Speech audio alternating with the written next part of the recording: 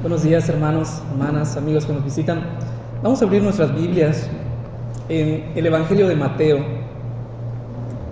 Evangelio de Mateo, capítulo 25, a partir del versículo 14. Nos vamos a encontrar con la parábola de los talentos, una parábola muy conocida por muchos de nosotros. Pero vamos a ver qué es lo que realmente nos quiere decir el Señor por medio de esta enseñanza, esta parábola.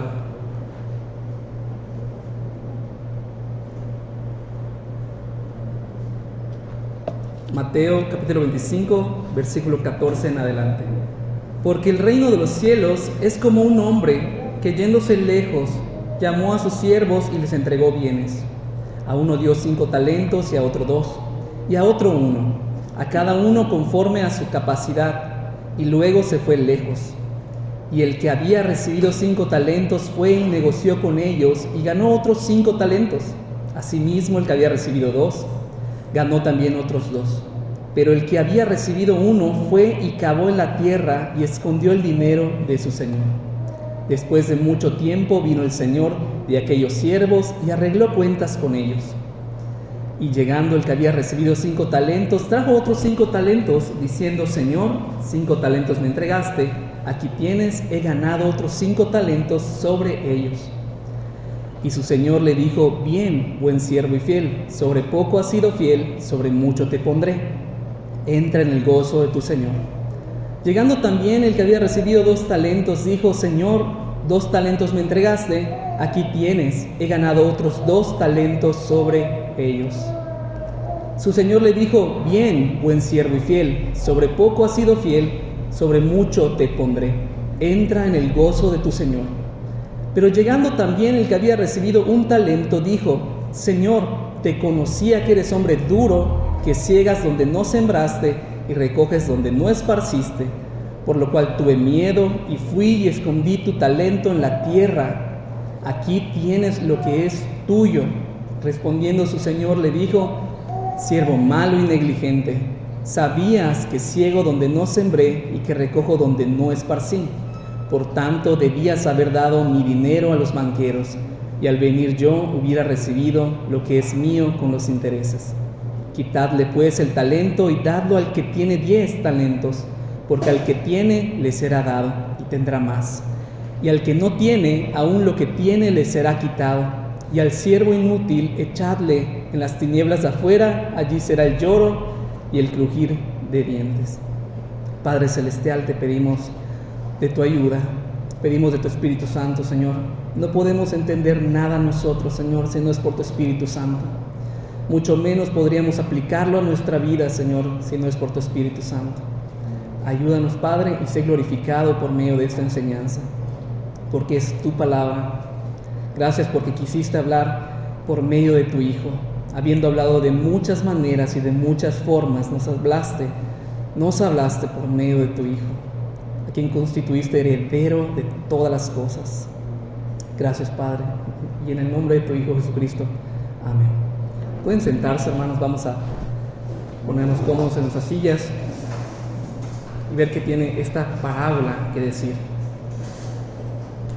Hay una expresión común para nosotros, es posible que muchos la hayan escuchado.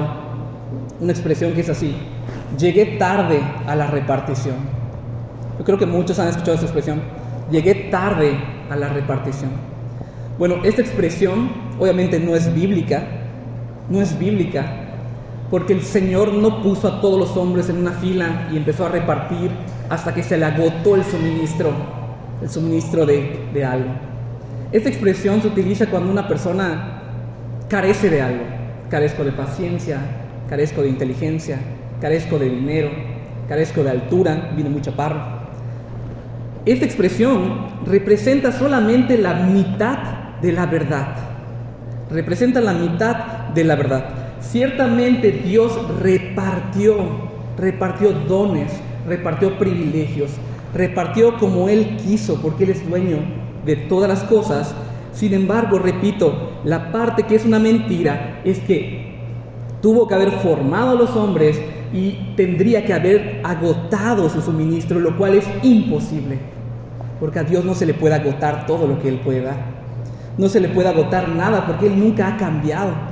Él ha sido completo y perfecto siempre, su santidad perfecta, tal cual su ser siempre ha sido completo. Hay un peligro detrás de todo esto, cuando todos los seres humanos consideran qué es lo que tienen en sus manos, qué es lo que poseen, qué es lo que tienen en su vida. Hay un peligro, mis hermanos. El peligro es considerar que lo que tenemos es nuestro.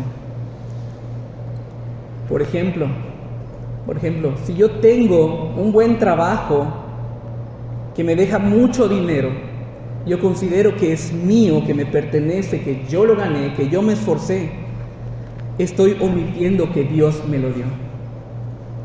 Si yo considero que tengo grandes influencias, soy una persona que me relaciono muy bien, por ejemplo, una persona que pudiera ser político, que tiene mucho alcance, mucha influencia, y considera que eso es para sí mismo, es un error y es un peligro.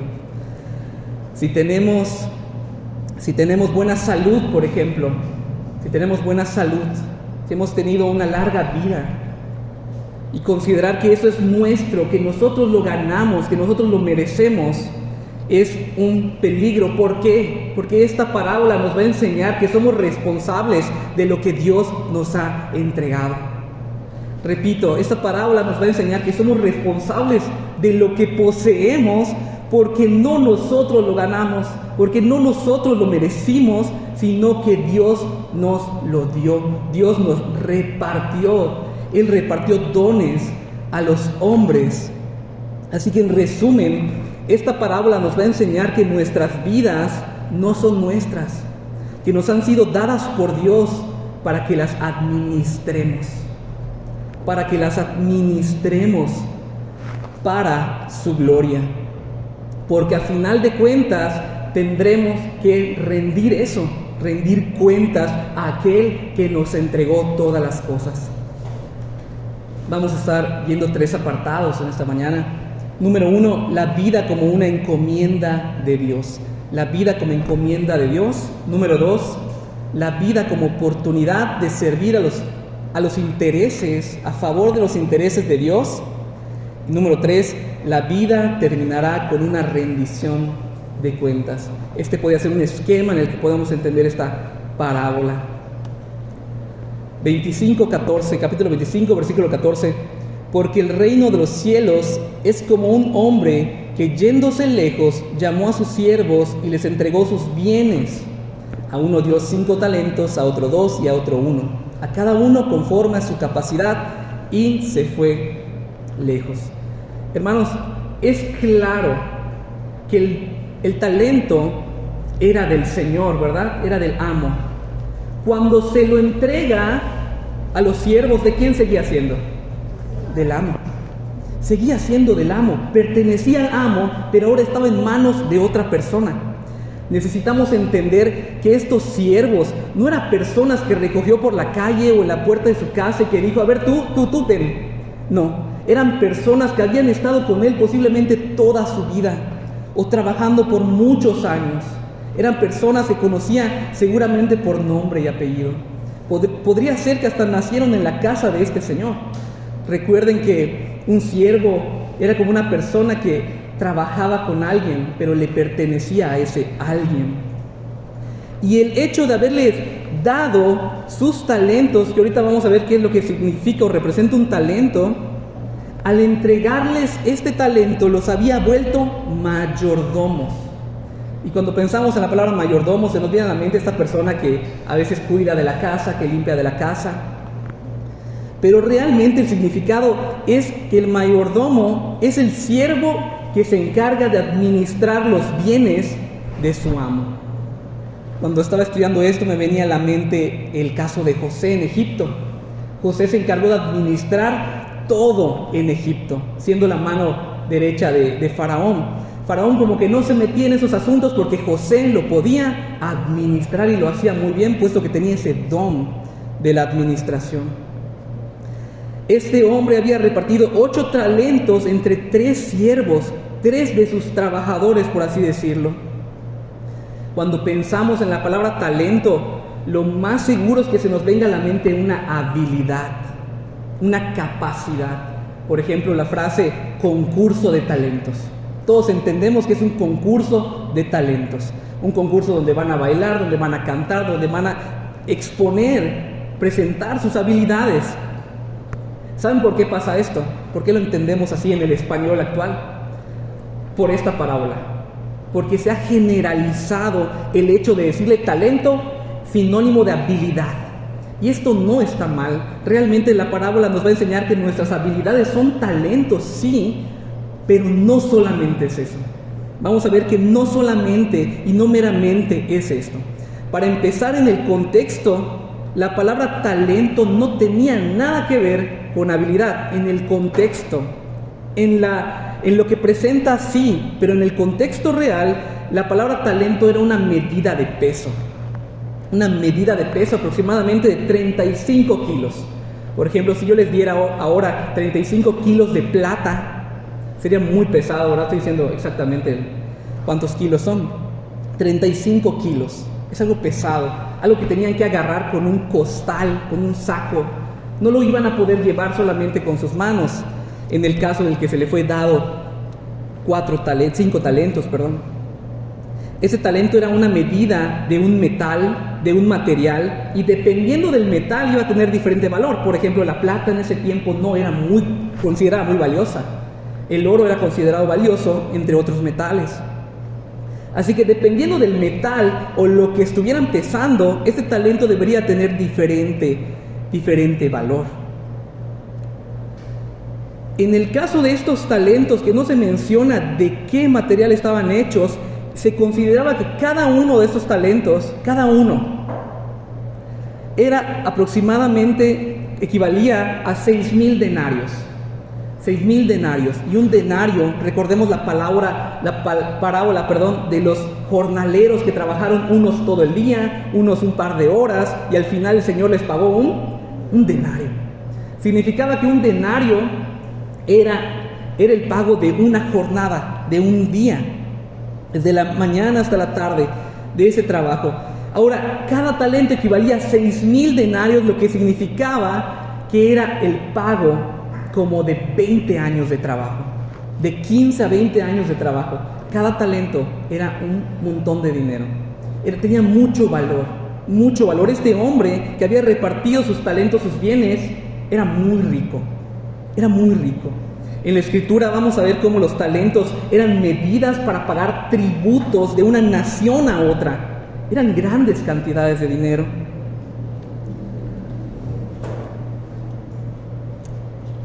Ahora, ¿qué representa un talento? Ya vimos que en el contexto representa una medida de peso. Ya vimos que y lo que quiere presentar aquí metafóricamente, porque eso es lo que tenemos, una parábola. ¿Qué es lo que va a querer representar aparte de una habilidad? Porque no solamente es una habilidad. En pocas palabras, es todo lo que Dios nos ha dado. Todo lo que Dios nos ha dado y nos da diariamente. Yo te pregunto hoy, reflexiona dentro de ti esta pregunta: ¿qué te ha dado Dios? ¿Qué te ha dado Dios a ti? Somos bastantes personas, todas somos diferentes, a todas Dios nos repartió diferente. ¿Qué te ha dado? Puede ser que estemos pensando en nuestro trabajo, en nuestros recursos, en nuestra familia, nuestra casa, habilidades. Y todo esto es correcto. Todo esto es correcto. Pero también hay unas y otras habilidades que para nosotros ya se nos hicieron insignificantes. ¿A qué me refiero? Si yo les pidiera que levanten la mano, no lo tienen que hacer. Aquellos que saben leer, 100% levanta la mano. Si no, el 99% va a levantar la mano, porque ya se nos han vuelto insignificantes. Como todos lo hacen, como lo aprendimos a hacer desde muy chicos, consideramos que no es un talento. Hermanos, es un talento. Los creyentes tienen que leer su Escritura. Y a pesar de que hoy hay herramientas digitales, Es un privilegio que los creyentes podamos leer, porque no todos pueden y no todos en todo el mundo han aprendido. Y si sabes leer es porque pudiste ir a la escuela, porque Dios te puso en una familia y en un lugar donde tuviste las oportunidades de poder asistir a una escuela, a una educación. Y eso es un talento, pero no lo estamos considerando así. Pero todavía hay más, y aunque no voy a hablar de todo, puedes ir pensando tú también. Hay unas personas, hermanos, que han sido dotados de un gran intelecto. Y los conocemos por nombre: famosos científicos, famosos físicos, matemáticos, escritores, predicadores. No escuchamos todavía predicadores que vivieron hace 500 años, porque fueron dotados con una inteligencia, con una sabiduría, y en muchos casos fueron creyentes, personas que hablaron de la palabra de Dios, que predicaron la palabra de Dios, que sus nombres todavía se nos hacen conocidos. Tal vez tú nunca has pensado que es un talento que puedas tener tus 2 brazos y tus 2 piernas. Eso es un talento que Dios te permitió tener. Tal vez no has considerado que tu salud, ya sea buena o tal vez no sea tan buena, también es un talento. Hay personas que todo el tiempo están enfermas, que padecen de enfermedades crónicas desde muy jóvenes. Y puede ser que tú tengas una muy buena salud. Eso es un talento. Hay personas, no voy a decir nombres, pero hay personas que nunca se cansan, tienen mucha energía, no paran, y pueden seguir y pueden predicar 3 veces a la semana. Y hay otros que nos cansamos más rápido, nos cansamos muy rápido. Todo eso es un talento. En diferentes cantidades, todos hemos sido dotados de diferentes talentos, y tú puedes saber los que tú tienes en tus manos. Todos los días, todos los hombres reciben oxígeno de Dios, y eso es un talento. Porque ese oxígeno no sale de la nada, viene del plan perfecto y de la creación perfecta de Dios. Y ese suministro es de Dios, y Él lo puede quitar cuando Él quiera. Él nos lo puede quitar cuando Él quiera, porque le pertenece a Él, pero en su gracia todavía nos lo permite. Algunos han vivido 100 años y otros han vivido menos de 50, y eso es un talento en diferente cantidad. Pero todos estos han vivido y han recibido ese talento en diferente cantidad. Decía la expresión: Dios no tuvo que formar a todos los hombres y de pronto se le acabó su suministro de vida, o de oxígeno, o de recursos, o de belleza. Alguien dice: yo llegué tarde a la repartición de belleza. No, tú eres tal cual Dios te quiso hacer, porque Él es el que forma el barro, como el alfarero en Romanos 9. Y ahora que ya sabemos un poco de lo que ese talento representa, tenemos que entender que todo lo que Dios nos ha dado es para que lo administremos para su gloria. Recordemos el primer punto de la Confesión de Fe de Westminster. ¿Para qué? ¿Cuál es el propósito del hombre? Vivir para la gloria de Dios, glorificarle para siempre, deleitarse en Él. Para esto recibimos todo lo que hemos recibido, para que vivamos para su gloria. Primera de Corintios 4:7, dice el apóstol Pablo: porque ¿quién te distingue? ¿O qué tienes que no hayas recibido?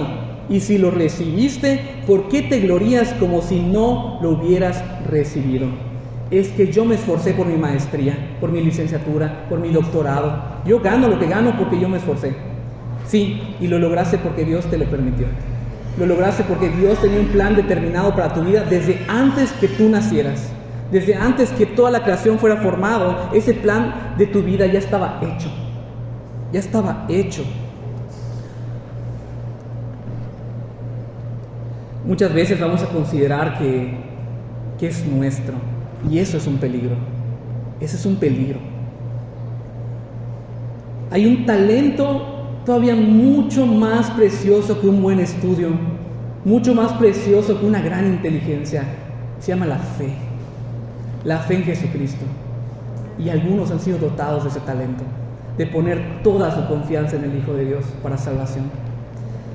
Dice Santiago 1:17: toda buena dádiva y todo don perfecto desciende de lo alto, del Padre de las luces, en el cual no hay mudanza ni sombra de variación. ya sea el talento que tú consideres más insignificante, aunque ninguno es insignificante, o el más precioso como la fe, como el conocer a Dios, todo esto provenido de la mano de Dios, de Él que es la fuente de la vida eterna, como cantamos.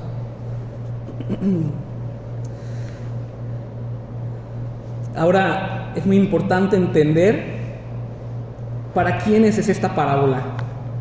¿Para quiénes es esta parábola? ¿A quién se la quiso decir? ¿A quién se la quiso dirigir el Señor Jesucristo? ¿A creyentes o a incrédulos o a ambos? ¿A quién, hermanos? ¿Es solo para la iglesia? ¿Es solo para creyentes? Podríamos llegar a cometer este error.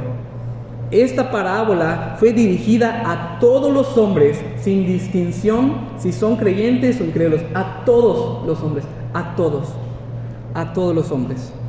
Porque todos los hombres han recibido talentos. Y eso ya lo tenemos claro.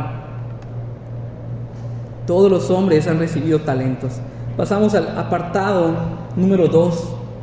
La vida es una oportunidad de servir a favor de los intereses de Dios. Y estamos en la mitad del desarrollo de la parábola. Ya vimos que otorgó esos dones. Se los dio para administración, dice el versículo 16. Y el que había recibido 5 talentos fue y negoció con ellos y ganó otros 5 talentos. Asimismo, el que había recibido 2 ganó también otros 2. Estos siervos fueron diligentes. Diligentes es que aprovechan el tiempo, que hacen las cosas, que son responsables en hacer lo que se les había pedido. Pero si indagamos en la parábola, vamos a ver que no hay una instrucción explícita. En algún momento el Señor le dijo, tienen que multiplicarlo. No hay una instrucción explícita, pero porque la instrucción está implícita. Los siervos sabían por qué les estaban dando dichos talentos, lo sabían, no eran ignorantes. No dice el tercer siervo, yo conocía que eras así, yo sabía que eras así. Ellos sabían cómo era su Señor y sabían la instrucción implícita dentro de todo esto. Estos actuaron con diligencia, aprovecharon el tiempo, y estos representan a las personas que utilizan sus dones para la gloria de Dios. Pero ¿qué significa utilizarlos para la gloria de Dios? Porque hay muchas formas de entenderlo. Utilizar nuestros dones y nuestra vida para la gloria de Dios es utilizarlos para el avance de su reino. Para el avance de su reino y para darle la gloria a Él en todo.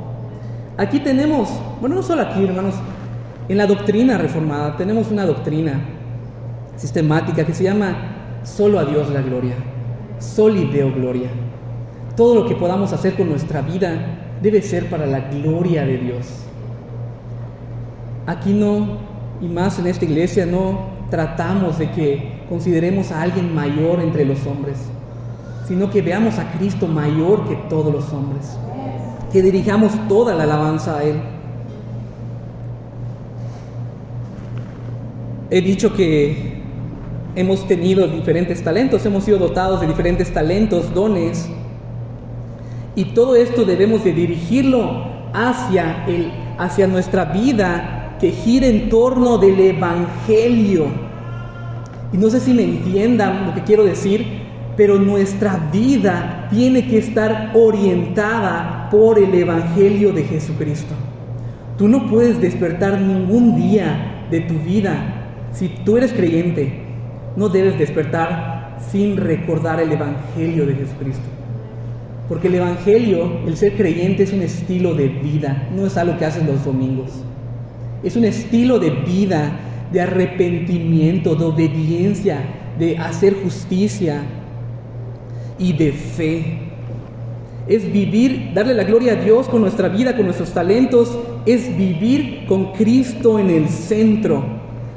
Pero yo muchas veces llegué a escuchar, lo digo personalmente, que cuando se predica esta parábola se representa que todos pongamos nuestros talentos como cantar y tocar instrumentos en la iglesia. ¿Eso es cierto, hermanos?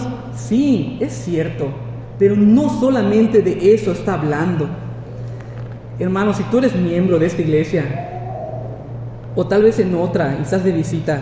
Eso no a eso me refiero, pero si tú eres miembro de una iglesia, tú tienes responsabilidad de servir donde tú eres miembro. Todos los creyentes deben de servir con sus dones, Pero muchas veces generalizamos que el servicio es estar en el púlpito o estar tocando o estar cantando. No es así. La iglesia local son un grupo de personas y todo lo que tú puedas hacer por esa iglesia local, por ese grupo de personas, es utilizar tus dones para la gloria de Dios. Hay muchísimas formas de utilizar nuestra vida para la iglesia, para la gloria de Dios. Pero muchos han cometido el error de encasillar esta parábola en el servicio, en el altar, en el púlpito. Esto no es así. No es así. Es un estilo de vida. Primera de Corintios 10:31.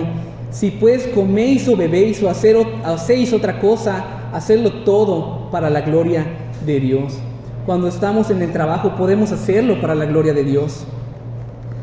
Cuando estamos en cualquier lugar, hermanos, en la calle, en lo que hagamos, nuestras actividades, se pueden hacer las cosas para la gloria de Dios. No se está refiriendo al ámbito de la congregación, al ámbito congregacional, no, se está refiriendo a todo estilo de vida, un estilo de vida cotidiano. Otra forma de entender qué es servir a los intereses de nuestro Señor es Mateo 6:33. Mas buscad primeramente el reino de Dios y su justicia, y todas estas cosas os serán añadidas. Y ahora nos podemos preguntar, ¿qué reino estamos procurando? ¿El de Dios o el nuestro? Repito, ¿qué reino procuramos? ¿El de Dios o el nuestro? Nuestro pequeño reino, nuestra casa. Que tenga todo, nuestra familia, ese es nuestro pequeño reino, cada quien, donde gobernamos en nuestra casa. ¿Cuál estamos procurando? No estoy diciendo que no procuremos el bien de nuestra casa, sino que, por ejemplo, mi trabajo realmente, ¿para qué trabajo? ¿Para cada día tener más posesiones, más dinero, más autos, más casas? ¿O realmente trabajo para tener lo que necesita mi familia y también tengo tiempo para glorificar a Dios, para servir a Dios, para ir a la iglesia? Pero hoy en día, desgraciadamente, muchos hay esclavizados por su trabajo. Muchos tienen que estar esclavizados por su trabajo, y esto no es lo que quiere el Señor. Otra forma de entender qué es servir a los intereses del Señor es saber si estamos haciendo nuestra voluntad o la voluntad de Dios. Para hacer la voluntad de Dios tenemos que estudiar la voluntad de Dios, estudiar la palabra. Para hacer nuestra voluntad, lo que tenemos que hacer es nada. Todo el tiempo tú quieres hacer tu voluntad. Todo el tiempo el ser humano quiere hacer su voluntad. Lo que a él le interesa, lo que él quiere, lo que a él le deleita, lo que a él le place. Pero no eso es lo que está diciendo la parábola. Estos hombres que fueron diligentes y que utilizaron sus dones al servicio de los intereses y propósitos de su Señor, representan a aquellos que hacen la voluntad de Dios. Que hacen la voluntad de Dios. ¿Cuál voluntad? Obedecer su palabra, estudiarla. ¿La cumplimos perfectamente aún los creyentes?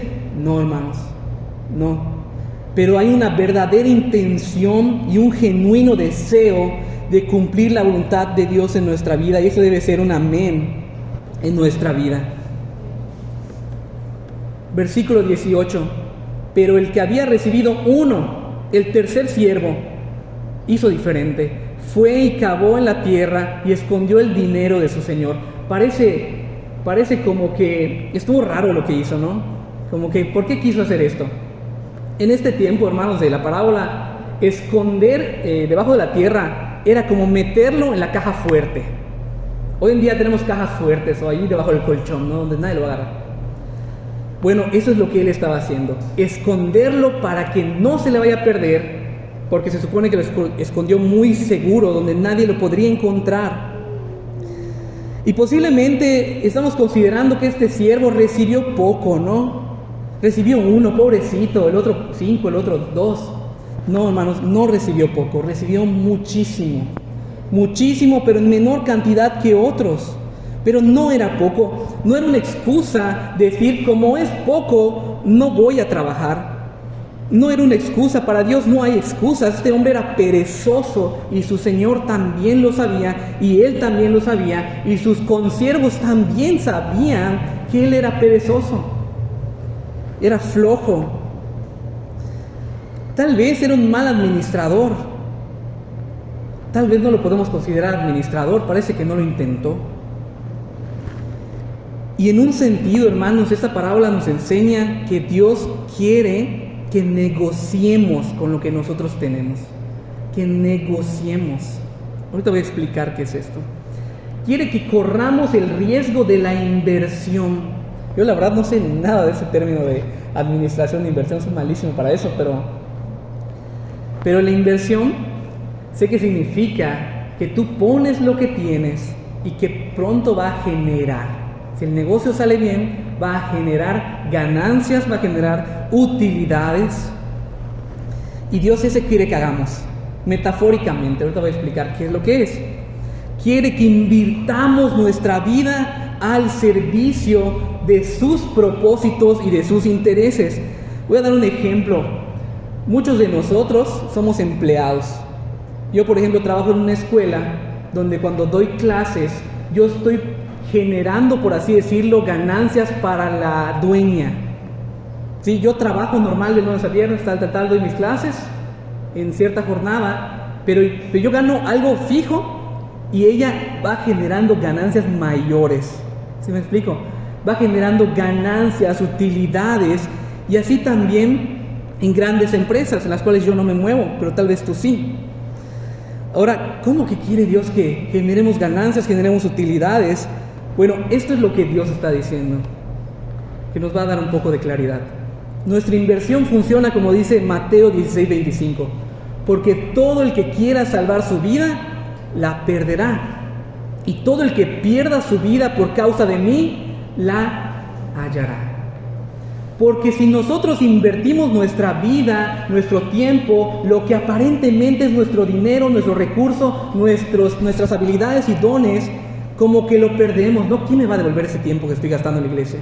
¿Quién me va a devolver el tiempo que utilicé cuando fui a visitar a tal hermano enfermo o que necesitaba ayuda? No lo estás perdiendo. Tú estás generando esta utilidad que es darle la gloria a Dios. La utilidad y la ganancia, metafóricamente hablando, es la gloria que Dios recibe. No, hermanos, no hacemos más gloriosos a Dios. No lo hacemos más santo, no lo hacemos más rico. Claro que no. Pero Dios se agrada de cuando hacemos su voluntad. Se agrada de que utilicemos lo que Él nos dio para su gloria. Cuando alguien se convierte, ¿quién recibe la gloria? El Señor, no nosotros. Si la quisiéramos robar, pecaríamos. Es el Señor que convirtió a alguien a través de siervos inútiles, de siervos pequeños. Esta ganancia, utilidad que estos hombres están generando es el hecho de agradar y glorificar a Dios. Padre Celestial, Padre nuestro, santificado sea tu nombre. Santificado sea tu nombre, es la oración del Padre nuestro. Pero por otro lado, el tercer siervo, el que había enterrado y cavado y enterrado, él había asegurado algo, que no iba a perder, pero que tampoco iba a ganar. No iba a darle la gloria a Dios en nada. No hizo nada. Tampoco perdió. Realmente no se lo robó, no lo extravió, no lo gastó en algún deleite suyo. Parece que no hizo nada malo, ¿no? Como que ¿por qué van a ser tan severos con él? No. Él no cumplió la tarea que le había sido asignada.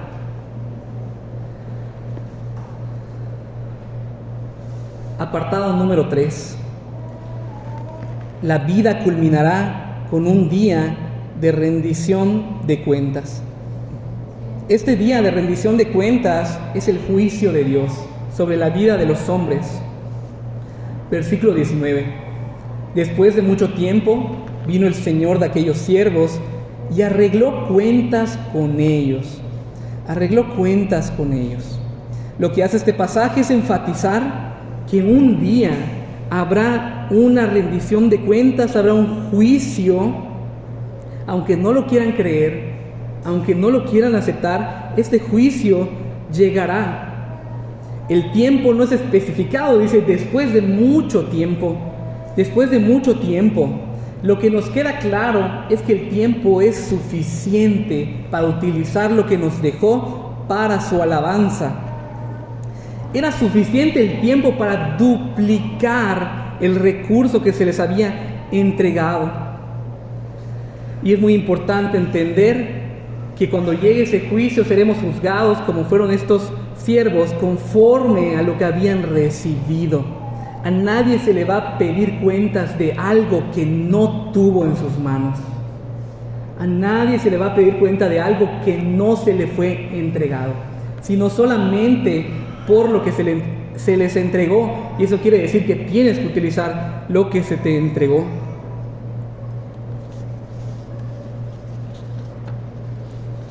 Versículo 20 en adelante hasta el 22. Y llegando el que había recibido 5 talentos, trajo otros 5 talentos diciendo: Señor, 5 talentos me entregaste, aquí tienes, he ganado 5 talentos sobre ellos. Pregunta: ¿cuántos de los ahora 10 talentos eran del Señor? Los 10. Los 10. De cierta manera fueron prestados. Versículo 21.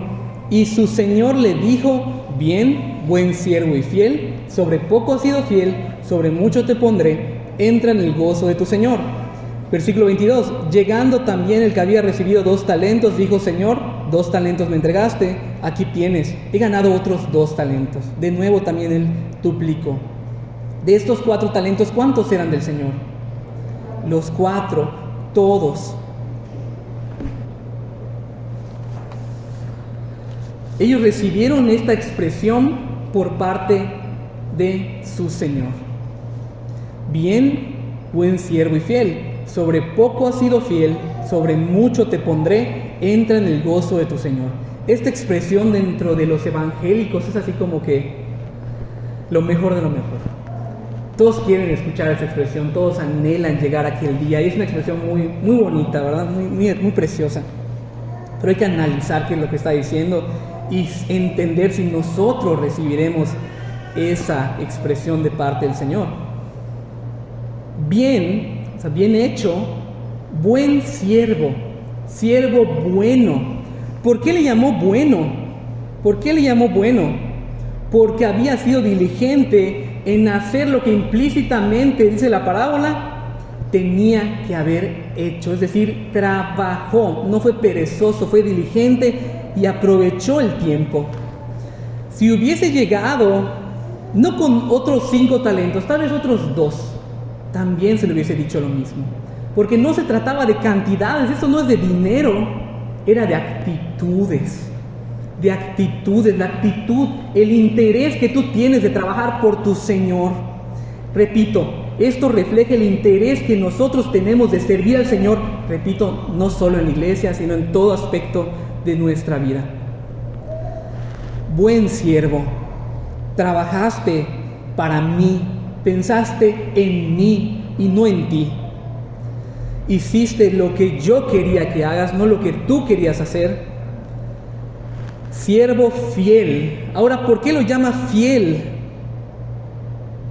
Perdón, aquí voy a ser un poquito redundante. Porque él había administrado de acuerdo a los intereses y propósitos de su Señor. Me adelanté un poquito.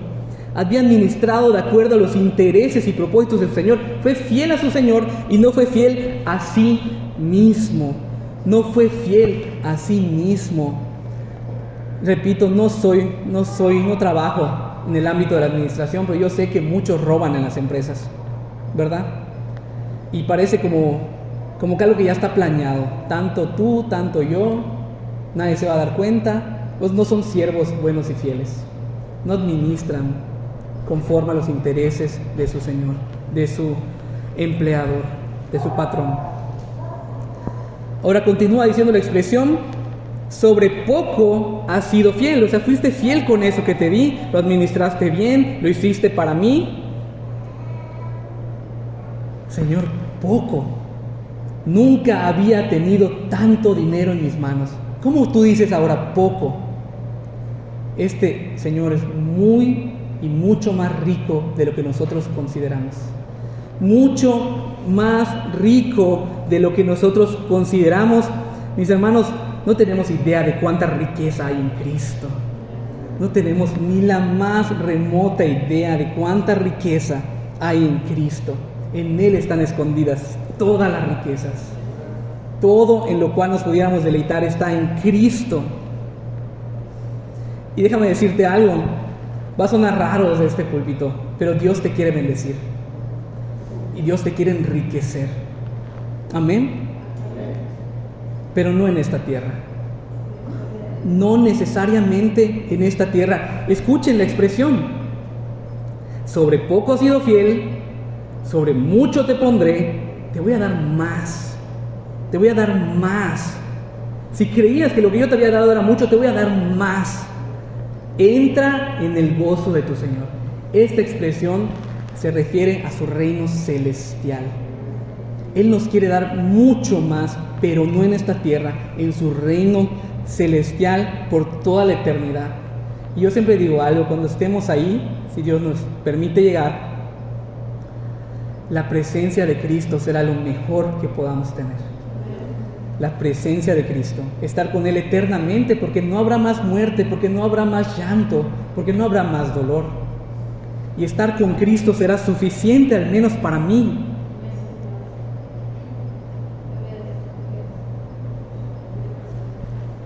Esa expresión, el gozo de tu Señor, es: ya ganaste, tú ganaste para mí.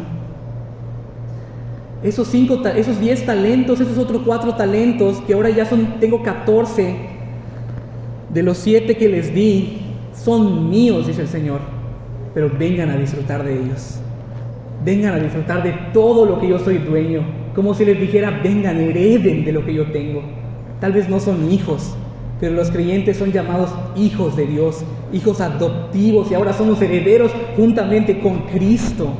De todo lo que Cristo va a ser heredero, que es todo el universo y toda la riqueza y toda la gloria, Él nos va a heredar juntamente con Cristo. Así que el Señor tiene mucho más que darnos en ese gozo eterno, pero no para esta tierra, sino para su reino celestial, donde sí nos promete que tendremos todo y mucho más de lo que nos imaginamos. Versículo 24 hasta el 27. Pero llegando también el que había recibido un talento, dijo: Señor, te conocía que eres hombre duro y que ciegas donde no sembraste y recoges donde no esparciste, por lo cual tuve miedo y fui y escondí tu talento en la tierra. Aquí tienes lo que es tuyo. Respondiendo su señor le dijo: siervo malo y negligente, sabías que ciego donde no sembré y que recojo donde no esparcí, por tanto debías haber dado mi dinero a los banqueros, y al venir yo hubiera recibido lo que es mío con los intereses. Siervo malo y negligente. Este señor había pasado uno por uno, primero el de 5, después el de 2 y luego el de 1. Esto indica que el juicio, en el día del juicio, vamos a pasar individualmente. Seremos juzgados individualmente de acuerdo a lo que recibimos, y no vamos a pasar ni por familia, ni por iglesia, ni por amigos, ni con vecinos. Pasaremos individualmente. Lo que hace este tercer siervo es intentar excusarse. Mira que dice: te conocía. Primero lo llama Señor. Quiere decir que lo reconoce como su Señor. Sí, tú eres mi amo, mi Señor. Te conocía. No eran desconocidos. Que eres hombre que ciegas donde no sembraste y recoges donde no esparciste. Está hablando de esa tarea implícita que ellos entendieron, pero se está excusando en esto. Está diciendo: yo lo entendí así, ¿sí? Yo lo entendí diferente que mis consiervos, así que yo hice esto, pero me imagino que estuvo bien, ¿verdad? Me imagino que estuvo bien. Este siervo no estaba esperando la respuesta que recibió.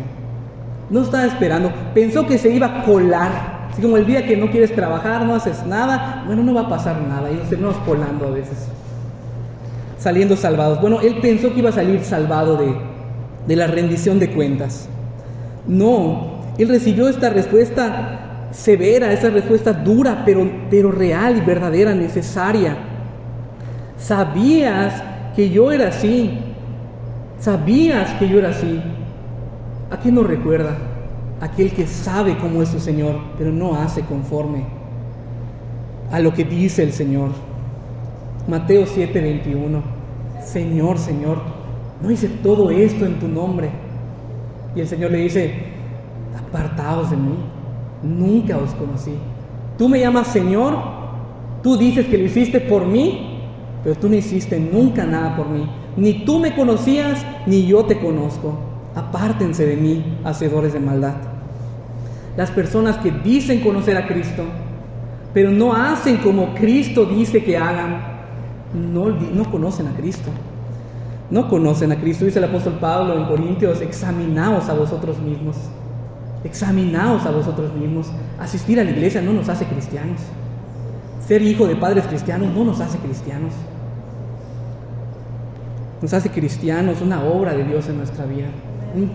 Como enseñó el hermano Jorge hace poco, arrepentimiento, un cambio de vida, una transformación en nuestra vida. Como dice Efesios 2, estábamos muertos en nuestros delitos y pecados, pero ahora ya no. Ya no servimos al pecado, no estamos esclavizados al pecado, sino servimos a Cristo. ¿En perfecta obediencia? No, pero sí con un genuino deseo, una genuina intención de obedecerle. No hay excusa que pueda usar ninguno de los siervos. Los primeros dos no intentaron usar excusas como diciendo: Señor, solo pude traer 5, hubiese querido traer más. No hay excusa. Pero el tercer siervo intenta excusarse.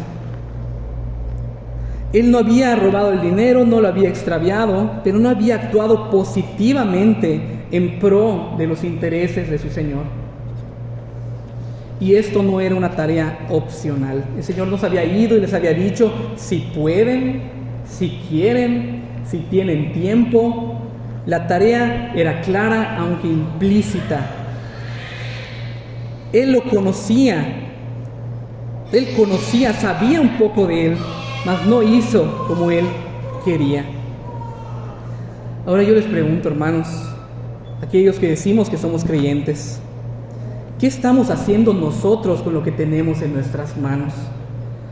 ¿Lo estamos utilizando para la gloria de Dios o lo estamos invirtiendo en un negocio muerto, en una obra, como le dicen, una obra negra? ¿O en algo que no va a florecer, en algo que no va a producir? ¿En dónde estamos invirtiendo lo que Dios nos ha dado? ¿Dónde estamos invirtiendo nuestro tiempo? ¿Dónde estamos invirtiendo nuestra mente? Porque nuestra mente se llena de algo. Se llena de algo. Y de lo que tú te llenes, eso vas a estar pensando todo el día. ¿En qué estamos invirtiendo nuestra mente? Yo estoy seguro que podemos utilizar de mejor manera lo que tenemos para la gloria de Dios. Seguro. Todos nos encontramos faltos.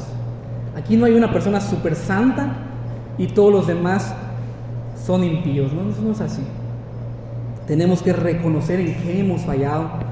Tenemos que reconocer qué podemos usar mejor. Tenemos que reconocer cuáles fueron nuestros talentos. Si nunca habíamos hecho esa actividad mental, tenemos que empezar por ahí. Primera de Corintios 6:20. ¿Por qué tenemos que hacerlo? Porque fuimos comprados por precio de la sangre de Cristo. Ahora tenemos que glorificar a Dios en nuestro cuerpo y en nuestro espíritu, los cuales son de Dios. Si no nos pertenecíamos a nosotros mismos antes, como creyentes, menos nos pertenecemos a nosotros mismos. La diferencia es que antes no lo sabíamos. Antes, como incrédulos, pensábamos que nos pertenecía todo lo que teníamos. Ahora, como creyentes, reconocemos que no nos pertenece. Versículo 28 al 30, ese es el final de la parábola. Quitadle pues el talento y dadlo al que tiene 10 talentos. Porque al que tiene le será dado y tendrá más, y al que no tiene, aun lo que tiene le será quitado. Y al siervo inútil echadle en las tinieblas afuera, allí será el lloro y el crujir de dientes. Y ya vimos un poco de este pasaje también. Aquí se nos muestra el destino de esta persona que está representando a aquellos que no utilizan lo que tienen para la gloria de Dios. A los buenos administradores se les da más. Ya vimos que es que se les dé más la riqueza en Cristo. Ser beneficiado de todo lo que tiene Cristo, pero en el reino celestial. Y ahora, para el tercer siervo se le dice, escuchen, al que tiene le será dado, y al que no tiene, aún lo que tiene le será quitado. Él llegó y dijo, toma lo que es tuyo. Pero ¿saben qué dice el Señor? No tú me lo estás dando, yo te lo estoy quitando. Yo te lo estoy quitando. Te estoy privando de aquello que te había dado. Yo te lo quito. Porque Dios da y Dios quita, y sea el nombre de Dios bendito, como dijo Job. Jehová Dios dio, Jehová Dios quitó. Esa es la regla que debemos entender cuando hablamos de todo esto. Y el hecho de que se lo haya quitado, mis hermanos, ¿qué te puede quitar Dios? ¿Qué te puede quitar Dios? Te puede quitar todo lo que te dio. Te puede quitar la vida cuando Él quiera. Te puede cortar el suministro de oxígeno, de energía, de todo lo que antes mencioné en cualquier momento. Porque no tenemos la vida comprada nosotros. No nosotros pagamos la cuenta. La cuenta la pagó Cristo. Nosotros no la pagamos. Nunca la íbamos a pagar. ¿Recuerdan de cuánto era la cantidad del deudor? De la parábola de los 2 deudores. Era de 10,000 talentos.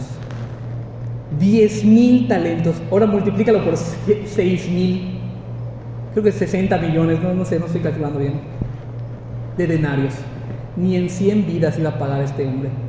Así estábamos nosotros, debiéndole a Dios nuestro salario de 1 millón de vidas. Nunca le íbamos a terminar de pagar, nunca.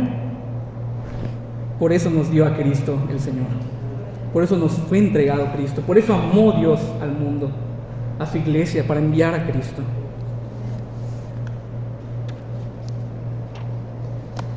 Pero nos está advirtiendo esta parábola que puede ser que nosotros estemos en el camino del tercer siervo, el que dice, Señor, hice esto porque consideré que eras así, pero no me puedes usar. Y Él dice, apartaos de mí, nunca os conocí, echadlo afuera. Todavía estamos corriendo este peligro. ¿Qué tipo de siervos seremos nosotros? ¿Cuál expresión se nos dará? Recordemos que esta parábola es para todos los hombres. Esto no significa que eran 3 creyentes y que 3 creyentes llegaron y uno no. No, está hablando a todos los hombres. A todos los hombres. Los primeros 2 representaban a 2 creyentes, a los creyentes. El tercero representa al mundo incrédulo, aquellos que no se han arrepentido de sus pecados, aquellos que todavía consideran que su vida tiene el propósito de deleitarse, de alcanzar los éxitos y los planes que ellos se propongan.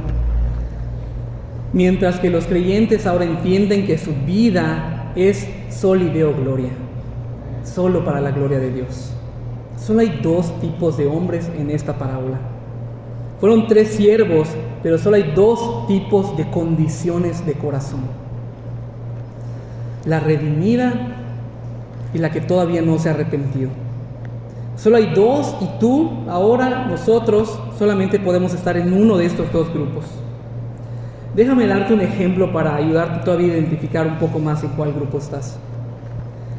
Imagina que hoy enfermas y durante toda la semana vas a estar postrado en cama. Decides ir al doctor, te hacen estudios y después de los estudios te dicen que estás enfermo de una enfermedad terminal. Vas a morir en un par de meses. La reacción que tú tengas en este momento va a decirnos, va a aclararnos cuál de estos grupos estamos. ¿En cuál de estos 2 grupos? El creyente, en primera instancia, va a tener cierta tristeza por la reacción, cierta sorpresa, pero prontamente entendería que Dios da y Dios quita la vida. Entendería que Dios es soberano sobre nuestras vidas, que Él decide, Él nos hizo y no nosotros a nosotros mismos. Y sabría que el tiempo, ya sea mucho o poco que le queda, lo seguiría invirtiendo para el avance del reino de Dios. Por otro lado, el hombre incrédulo se va a preguntar, ¿por qué a mí? ¿Por qué a mí, Señor, si yo no he hecho nada malo? Es lo que va a decir. Nunca he matado a nadie, nunca he robado. Puede decir lo que quiera, ¿por qué a mí? ¿Saben qué va a decir? No eres justo. No eres justo, le va a decir a Dios, le va a recriminar, le va a excusar. Bueno, ¿qué más me queda? Tendré que disfrutar la vida conforme a mis placeres. Más o menos así sería la reacción. Más o menos así debería ser. Déjame decirte algo. Como ser humano, tú tienes una enfermedad terminal. Se llama pecado. Te va a matar. Ese pecado que tenemos en nuestras venas, en nuestra sangre, en lo más profundo de nuestro ADN, nos ha prometido que nos va a matar un día. Todos vamos a morir. Sin embargo, nuestro destino no está decidido por esta enfermedad terminal, sino que está decidido por nuestra fe. ¿En dónde está puesta nuestra fe, nuestra confianza? Todos tienen fe, todos tienen mucha fe. Veíamos el miércoles que hay unos que tienen puesta su fe en el universalismo. Todos van a ser salvos. Todos van a ser salvos. Estos hombres están completamente confiados en que son salvos todos. Yo nunca he ido a un funeral, y que digan se fue al infierno. Nunca he ido. He ido a pocos, sin embargo, como que nadie lo hace, ¿no? Era un impío, pero se fue al cielo. No es así. Parece que no creemos en el infierno. Parece que no creemos en la doctrina del infierno. Es una doctrina, es una enseñanza, y la dio el Señor Jesucristo. Él vino a aclararnos esa enseñanza. El infierno es real. Y si tú eres universalista, o sea, crees que todos se van al cielo, déjame decirte que esto es una mentira. El infierno está más lleno que el cielo. Estamos seguros todos. El infierno está siendo más llenado más rápidamente que el cielo. No se va a acabar el espacio, pero no está cerrado y ya está puesto en marcha. Y déjame terminar con esto. Ninguno de nosotros, ni en todas las iglesias que hoy en día están predicando ahora mismo, nació glorificando a Dios. Ninguno nació alabando a Dios con su vida. Todos nacimos dándole la espalda a Dios, rechazándolo e ignorando todo llamado de Él. ¿Por qué? Porque no es natural que el hombre ame a Dios. Es al contrario, es algo sobrenatural. Si tú lo haces es porque Dios obró sobrenaturalmente en tu vida depositando fe. Y desde este púlpito siempre procuramos invitar a que tú creas y a que tú te arrepientas, a que pongas tu fe en Jesucristo. ¿De qué manera? De una manera muy resumida lo digo. De que tu única forma de pagar tu deuda de 10,000 talentos, de todo tu pecado, de toda tu vida, es confiando en que Cristo la puede pagar por su muerte en la cruz. Cristo la puede pagar con su muerte en la cruz. La muerte vergonzosa que sufrió Cristo, tú la merecías. Nosotros la merecíamos. Nosotros la merecíamos porque eran nuestros pecados, pero Él cargó con nuestros pecados. Y también es necesario que creas, que pongas tu fe en que Cristo fue obediente perfectamente ante la justicia de Dios. Que lo creas a través de la fe para que esa justicia de Cristo te sea revestida a ti, te sea puesta a ti, como si tú hubieses sido obediente toda tu vida, y solamente así, sobrenaturalmente, podríamos vivir una vida en pro de los intereses y propósitos del Señor, solo así. Vamos a ponernos de pie.